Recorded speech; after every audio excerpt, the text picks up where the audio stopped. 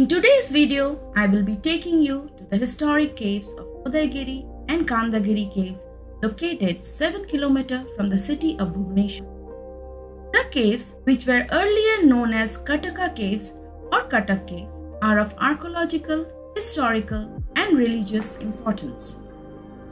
The caves are partially natural and are situated on two adjacent hills, Udayagiri and Khandagiri, which has been mentioned as Kumari Parvata in ancient inscriptions found in the Hathigumba cave in Udayagiri cave complex.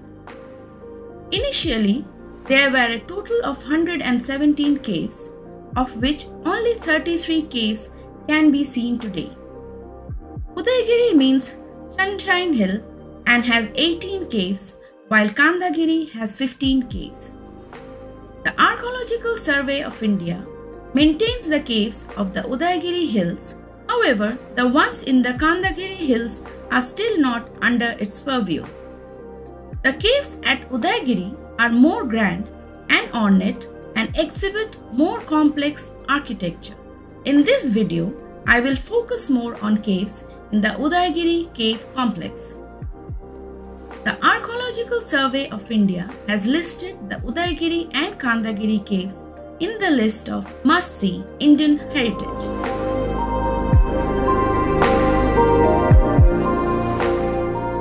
The cave complex was built during the 1st century BCE by the King Kharavela of the Meghavahana dynasty, who is widely regarded as the most powerful king in the history of Odisha. The caves were developed for the Jain monks who were nomads and did not want to stay in one place. King Kharavela wanted monks to have a place to stay and meditate during monsoons.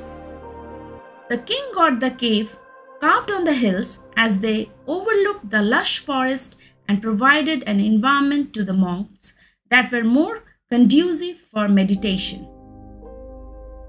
In the non-monsoon months, the caves were used as an amphitheater where King Kharavela would call upon a congregation of his subjects and listen to their grievances and host cultural programs.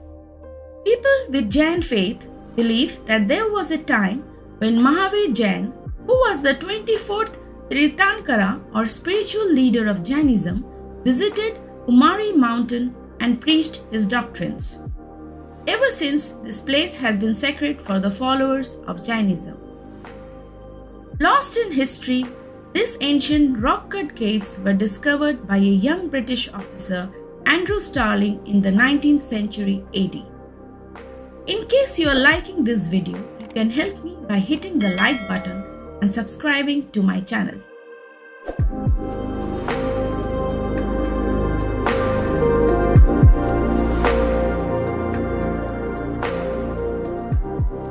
The caves have very interesting architecture and were thoughtfully carved, keeping monks' needs in mind.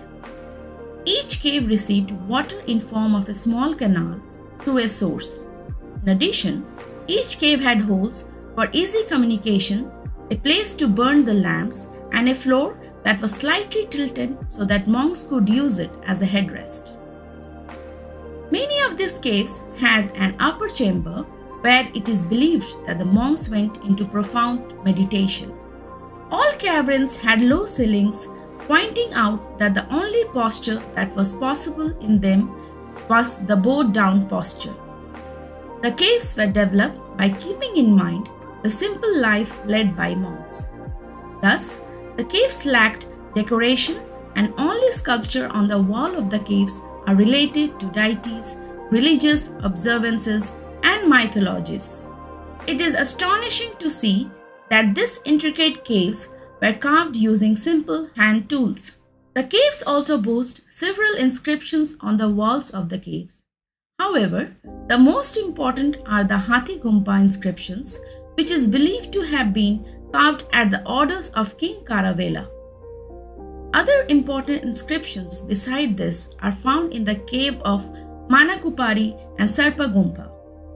The language of the inscriptions is Brahmi, which is similar to the Pali language. The written style is Kavya or poetic. The inscriptions depict several historical events from the reign of King Kharavela in chronological order. One of the most interesting inscriptions talks about the infamous Kalinga War. These inscriptions not only talk about the political episode but also about social, cultural, and religious conditions prevailing in that period. The inscriptions in Hathigumba present Kharavela as a great king, conqueror, champion of culture, and patron of Jainism. One of the carvings that are still intact narrates the love story of King Kharavela and his second queen. The carvings on the wall explain how the king, who was in the forest to hunt, rescued the queen from kidnappers. The carvings also describe how his second queen convinced the king to renounce hunting animals in line with the principle of Jain culture. Another astonishing sculpture described the conversation between Alexander the Great and King Kharavela.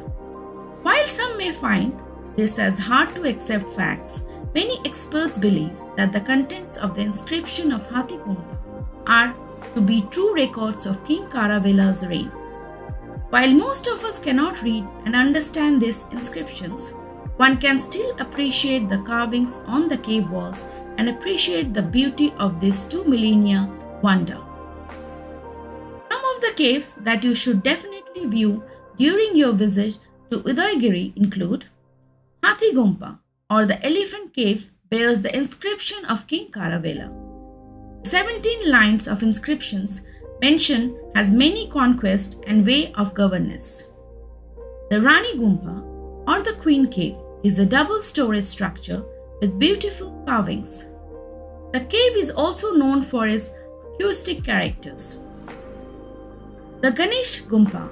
The Ganesh Cave is known for its carvings of Jain Trikankaras and other sculptures. The carving of Lord Ganesha and 2 elephants were added much later. The Vyagra Gumpa, or the Tiger Cave, has an entrance shaped like a head of a tiger and a door shaped like a tiger's throat. My visit here reminded me of Undavali Caves in Vijayawada, which were also built for Jain monks. However, those caves were way smaller than Udayagiri cave complex. In case you have not seen that video, you can see it by clicking the link appearing on your screen now.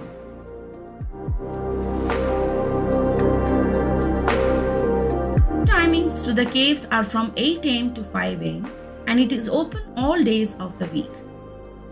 The entry ticket costs 25 rupees per person for Indian nationals and rupees 300 per person for foreign nationals.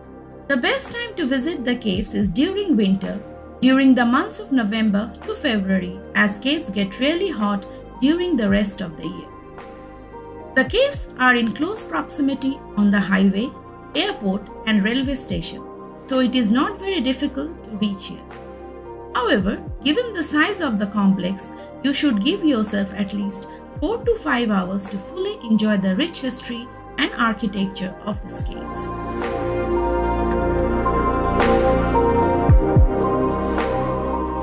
The caves of Udayagiri and Khandagiri are must-see sites and you should definitely visit them in case you are in Bhubaneshwar or Odisha. The twin caves will leave you in awe of this architecture and carvings. And that's it, folks. Hope you enjoyed this video and listening to the history of Udayagiri and Khandagiri caves. If yes, do not forget to hit the like button. If you like topics related to history, nature or wildlife, do subscribe to my channel so you can get notified when I post my latest videos. Thanks for watching, take care and God bless.